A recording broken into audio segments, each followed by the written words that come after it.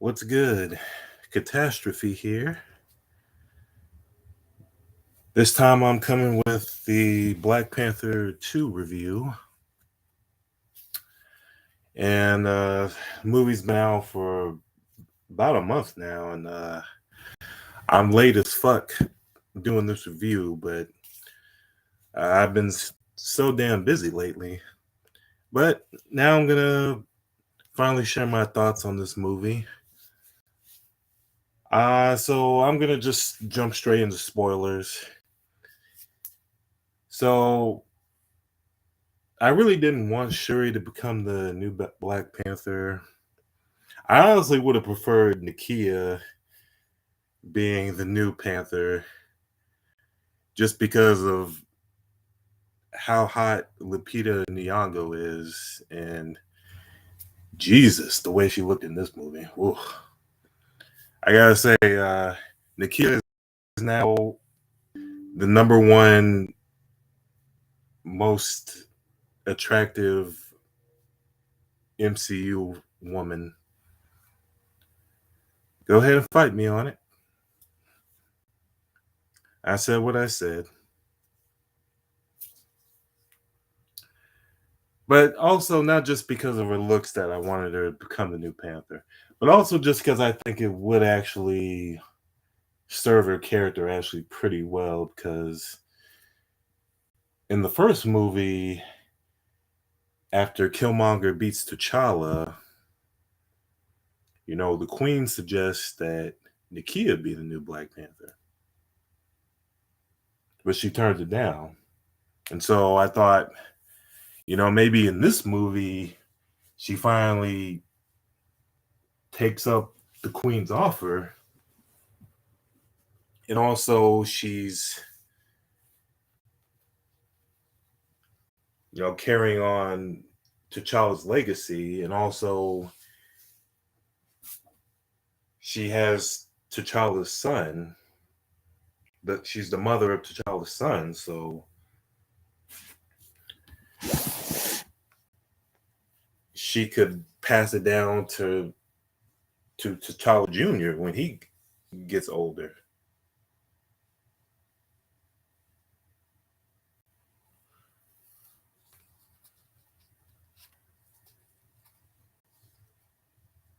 But another reason why I don't like Shuri as Black Panther is because her character arc it's basically just a extended version of T'Challa's arc from Civil War. She even says she even says the exact same line as him. Vengeance has consumed you. And I get what they're doing. They're trying to be like, it's poetry, so it rhymes. But I don't know. I wasn't feeling that. I feel like it was too similar of a character arc. Um, I really, I really think what they should have did was Shuri. She tries on the Panther suit. She tries to fight Namor. She gets her ass beat, and she realizes, oh shit, you know what? I'm really not built to be a Black Panther. Even though I have the magic herb in me, I'm still not. I'm just not. I'm not uh, mentally mature enough to be a Black Panther, and I'm also I don't have you know the training that Nakia or Okoye has. So maybe one of them should be the new Panther instead of me. And you know what? I wanted that because it would have been different. It just would have been different than T'Challa's story.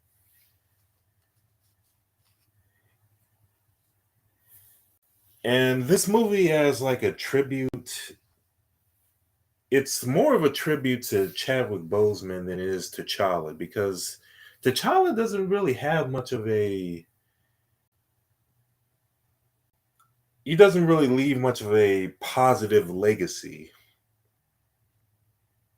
because it's because of him that the world knows about Wakanda, and that Wakanda's has vibranium, so they're more technologically advanced than the rest of the world. And this,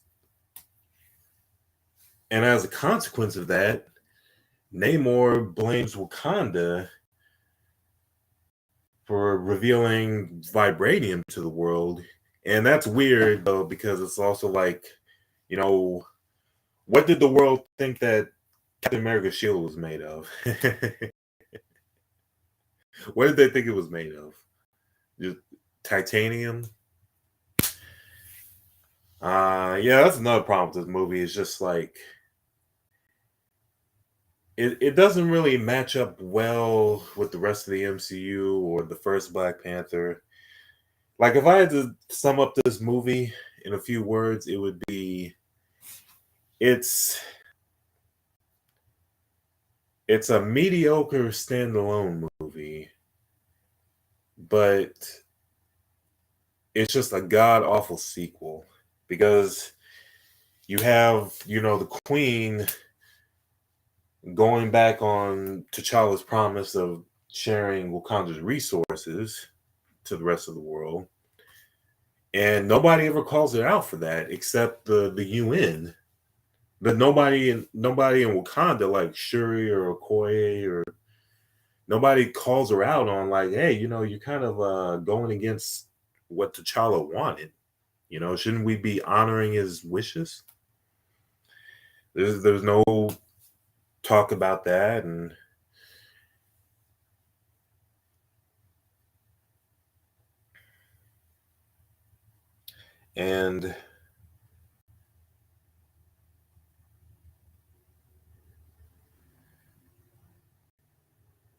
there's no talk about Namor doesn't even mention the Thanos snap. So did anybody from Atlantis get dusted?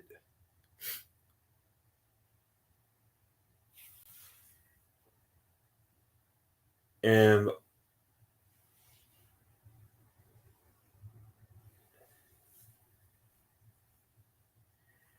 the one thing I did actually kind of like is they did actually give a decent explanation, I guess, for why Nakia wasn't in Infinity War and Endgame, because she was raising T'Challa Jr. in secret, because her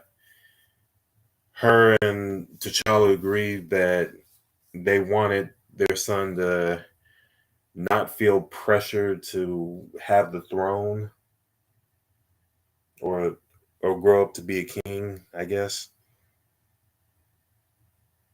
And it's like, well, on one hand, it's almost like he's doing what T'Chaka did to Killmonger in the first movie, where it's just kind of he let him grow up outside of Wakanda. But the difference is that T'Challa didn't uh, murder anybody. Well, he didn't murder anybody close to his son, and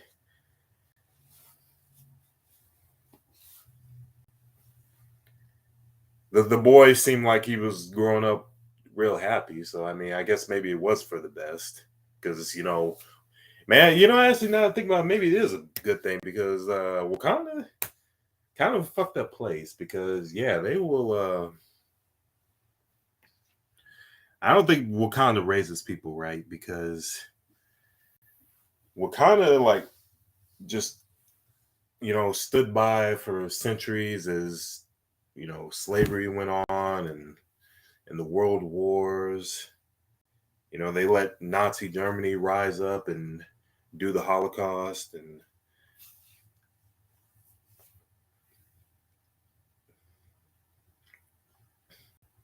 then you have Falcon, ranting at the UN for saying they have to do better. They they have to, provide for the rest of the world and take care of the people. But it's okay for Wakanda not to look out for the rest of the world and be selfish. Nobody ever brings that up.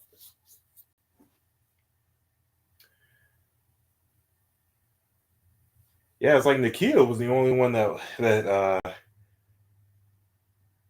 was raised right because she was the only one in the first movie that went out of her way to help the rest of the world and the less fortunate. Yeah, like I said, Nakia, I do think she's an underrated MCU character. I actually think I'm gonna do another controversial take. I honestly think she might be the best uh, female love interest in the MCU. I, honest, I honestly think she might be because, to be fair, there's not much competition though. To be fair, there's not much competition, but no, I like Nakia more than Pepper, Betty Ross, um, Christine Palmer.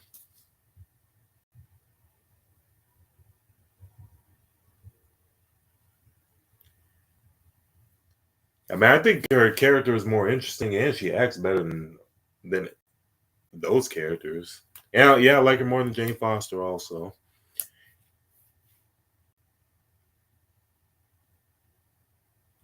anyway, though, so I guess as if I was, I've been completely negative so far, but a few positives I'll give out to the movie is that from just a technical standpoint, this movie is way better than the first. Just the action, special effects, the choreography. Um,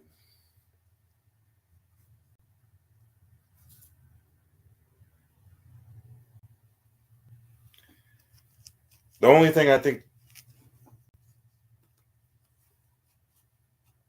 actually, the only thing I think technically that's not as good or about as equal as the first was the music and the acting. And the acting in this movie, yeah, I think Angela Bassett, Letitia Wright, however you say the Namor actor's name, Winston Duke, Lupita Nyong'o. I think they all bring it. They were all great in the movie.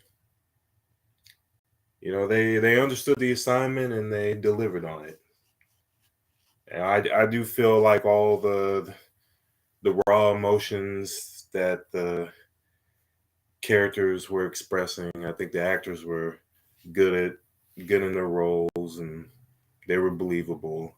Except I think the only thing problem with Letitia Wright, believability wise, is that yes, she's just too damn skinny.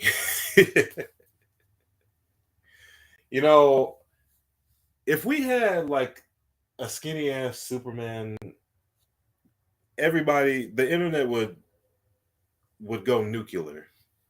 They'd be like, "Oh my god, what the fuck is this shit? This actor needs to work out." And even in this movie, like I see so many people complaining about the body that the Namor actor has. It's like he's not swollen enough. It's like, yeah, when it comes to these, when it comes to superheroes, they should look really,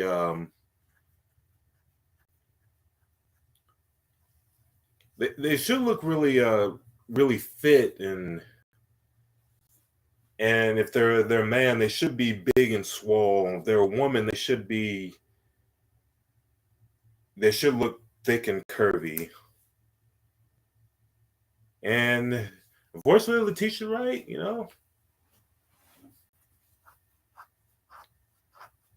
I just think she should have gonna be honest, I think she should have worked out more for the role, or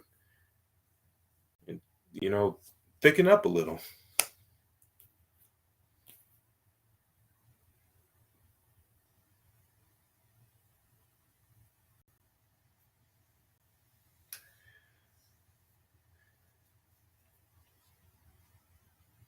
And I'm honest to God thinking of any more positives I have with the movie. I think M'Baku, he's fucking hilarious. Every line he has in this movie is gold. Just the way he roasts the Okoye is it had me dying. Ironheart, yeah, I'm gonna be honest. She really didn't need to be in the movie.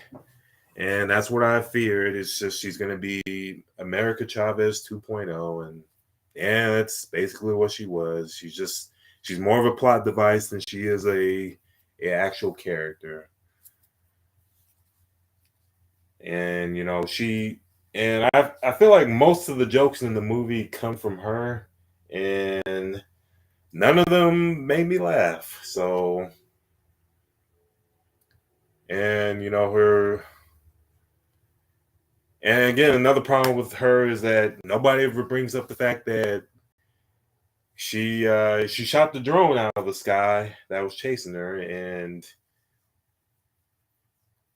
it crash landed into like a dozen cops, and at least one of them had to die. There's no way all of them survived that. So, and she intentionally made it crash there because she was doing like calculations like, okay, if I shoot it at this time, at this angle, then it's going to crash right into the police blockade.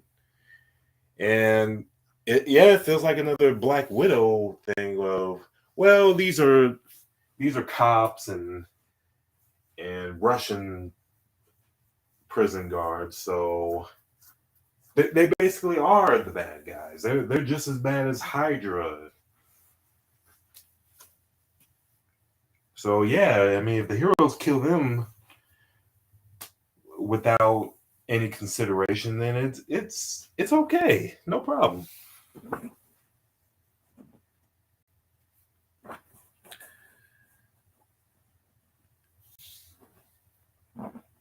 Um, but if I, just to be say some more things I appreciated was I do appreciate that at least Shuri, she didn't beat Namor because she overpowered him physically. It's because she just outsmarted him. So I actually did appreciate that. You know, I rather my characters, use their wits to beat the villain than just overpower them. So yeah, I'll give it that. But it also sucks that she gets stabbed through the fucking spine with this vibranium spear, and she pulls herself out of it. But then 2 seconds later, she's doing backflips, and she's looks like she didn't just have like a, a 3-inch hole in the middle of her. It's like, oh, I just got stabbed with this vibranium spear. It's going to be super easy to get over this. Barely an inconvenience.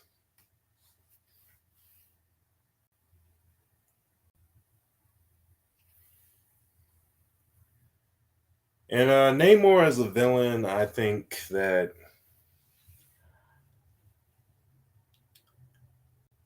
I walked out of the theater, I thought, this could be a top 10 MCU villain easily. But the more I thought about it, I'm thinking, well, he would be a top 10 villain, but the problem with him is that his motivations are just fucking weird. Cause he wants to kill Ironheart because she made the vibranium detecting machine, and she's the only one that knows how to make it. Apparently, I guess the CIA, even though they they they stole her machine, they couldn't reverse engineer it, and also the problem is, the CIA, they found the fucking vibranium already in the ocean, so what's stopping them from just going back there? I guess because they think Wakanda is the one that did it. That's what's preventing them from going back, but Namor doesn't talk about that. And also,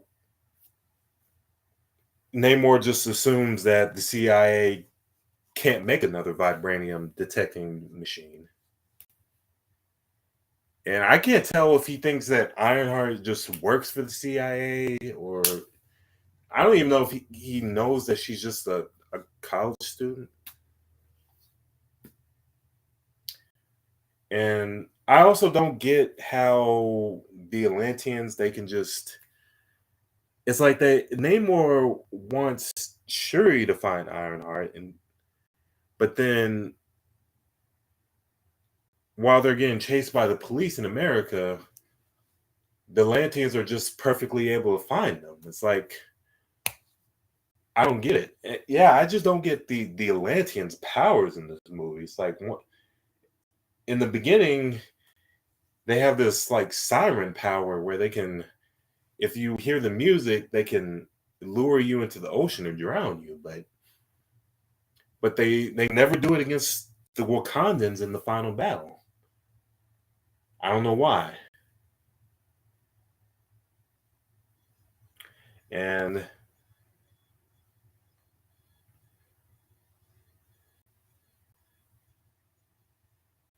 I also don't know why Shuri chooses to have the final battle be in the middle of the ocean, where they're clearly at a disadvantage. Like, okay, I get that that's kind of her plan. She wants Namor to think he has the advantage so that they can trap him in the ship, so they can heat him up and weaken him. But still, though, it's like, I don't know. Couldn't you have, like, brought out your whole air fleet at least to provide cover fire, or maybe have them camouflaged, and then as soon as all the Atlanteans pop their head out of the ocean, then just light them up. I mean, they only brought like a couple of airships with them. It's like, I really don't believe Wakanda is the most powerful nation on the world. I really don't believe it.